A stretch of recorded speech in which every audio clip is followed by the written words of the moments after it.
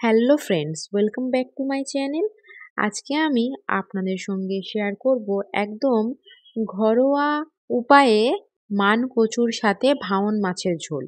আমরা অনেকেই হয়তো জানি, আবার জানি না যে ভাঙন মাছ নোনা জলের মাছ। এই নোনা জলের মাছ দিয়ে মান কচুর স্বাদ কিন্তু অপূর্ব হয়। আপনাদের কাছে ভিডিওটি শেষ পর্যন্ত দেখার অনুরোধ রইল। মানকচু কিভাবে রান্না করলে একদম সফট হয়ে যাবে আর গালও কিন্তু ধরবে না। তো চলুন দেখে নেওয়া যাক আজকে মানকচু দিয়ে ভাঙন মাছের ঝোল কিভাবে বানাচ্ছি। প্রথমে আমি লোহার কড়াইতে নুন হলুদ মাখানো ভাঙন মাছগুলো ভেজে নেব। লোহার কড়াইতে মাছ ভাজলে কিন্তু মাছ ভাজা খুব ভালো হয় আর খুব তাড়াতাড়িও হয়ে যায়। আমি মাছগুলো একদম এপিট ওপিট করে লাল লাল করে ভেজে তুলে নেব। এবার অন্য একটা কড়াইতে নিয়ে নেব পরিমাণ মতো তেল। তেল গরম হয়ে আসলে দিয়ে দেব কালো জিরে আর শুকনো লঙ্কা। ভালো করে ভেজে নিয়ে সুন্দর গন্ধ ছাড়লেই দিয়ে দেব একটা মাঝারি সাইজের পেঁয়াজ কুচি। এখানে কিন্তু পেঁয়াজের পরিমাণটা খুব একটা বেশি লাগে না। পেঁয়াজটা ভালো করে হালকা ব্রাউন হওয়া পর্যন্ত ভেজে নেব। দেখুন, ঠিক এরকম যখন রং চলে আসবে দিয়ে দেব মানকচুগুলো। মানকচুগুলো দেখুন ঠিক এরকম পাতলা পাতলা করেই কাটতে হবে, মানে বেশি পাতলা নয় বেশি মোটা নয়।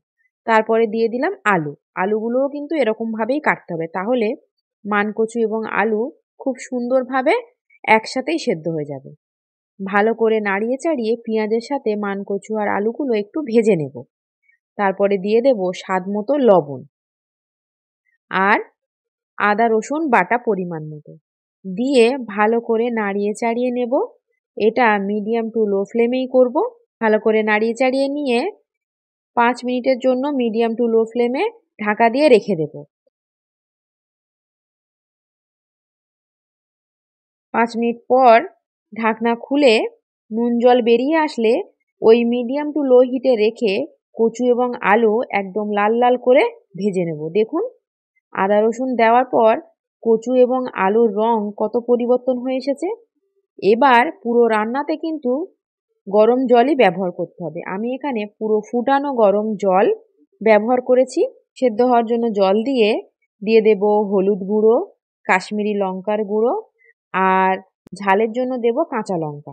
এখানে গুঁড়ো লঙ্কাও ব্যবহার করা যেতে পারে, আমি কাঁচা লঙ্কাই দিলাম। দিয়ে ভালো করে নাড়িয়ে চাড়িয়ে নেব। এই মানকচুর নাম শুনলে কিন্তু অনেকের গাল এমনি চুলকাতে শুরু করে দেয়। একবার এই পদ্ধতিতে মানকচু রান্না করে দেখবেন, মানকচু একদম মুখে লাগবে না। পরিমাণ মতো গরম জল দিয়ে একদম লো ফ্লেম করে 10 থেকে 15 মিনিট ঢাকা দিয়ে রেখে দেব। 15 মিনিট পর ফিরে এসে ঢাকনা খুলে দিলাম। এবার নাড়িয়ে চাড়িয়ে দেখে নেব কচু এবং আলু সেদ্ধ হয়েছে কিনা। দেখুন কচু কত সুন্দর সেদ্ধ হয়েছে, আলু তো সেদ্ধ হয়েই যাবে। এবার ভালো করে গ্যাসের ফ্লেমটা একটু বাড়িয়ে দিয়ে ভালো করে কষিয়ে নেব, যেন কচু এবং আলু একটু ভেঙে ভেঙে যায়। টেস্টটাকে ব্যালেন্স করার জন্য দিলাম একটু চিনি। দেখুন কষাতে কষাতে কচু এবং আলু একদম শুকনো হয়ে মাখা মাখা হয়ে এসেছে আর কত সুন্দর রং এসেছে। এরপর দিয়ে দেব গরম জল, মানে ওই ফুটানো জলটাই কিন্তু দিলাম। পরিমাণ মতো জল দেব, কারণ মাছ দেব সেই জন্য জলের পরিমাণটা একটু বেশিই দেব। ভালো করে নাড়িয়ে চাড়িয়ে নিয়ে হাই ফ্লেমে যখন চারিদিক থেকে বকবক করে ফুটে উঠবে দিয়ে দেব ভেজে রাখা ভাঙন মাছ। আর আগেই বলেছি নোনা মাছ দিয়ে কিন্তু মানকচুর স্বাদ খুব ভালো আসে। ভালো করে ফুটে উঠলেই নাড়িয়ে চাড়িয়ে নিয়ে গ্যাস অফ করে দিলেই রেডি হয়ে যাবে মানকচু দিয়ে ভাঙন মাছের ঝোল, যেটা গরম গরম খেতে খুবই ভালো লাগে। সাদা ভাতের সাথে গরম গরম সার্ভ করতে পারেন। বাড়িতে অবশ্যই কিন্তু এই ভাঙন মাছ দুপুরে লাঞ্চে কিংবা রাতের ডিনারে একবার ট্রাই করতে পারেন। এখন প্রত্যেক বাজারে কিন্তু মানকচু এবং ভাঙন মাছ অ্যাভেলেবেল আছে। ভিডিওটি যদি শেষ পর্যন্ত আপনাদের ভালো লেগে থাকে প্লিজ ছেড়ে যাওয়ার আগে একটা লাইক এবং কমেন্ট করতে ভুলে যাবেন না। আর আজকে যদি আপনি আমার চ্যানেলে নতুন হয়ে থাকেন প্লিজ সাবস্ক্রাইব করে পাশে থেকে যাবেন আরও নতুন নতুন রেসিপি জানার জন্য। সবাই ভালো থাকবেন, সুস্থ থাকবেন। দেখা হচ্ছে আবার একটা নতুন রেসিপির সাথে। আজকে তবে আসি। টাটা।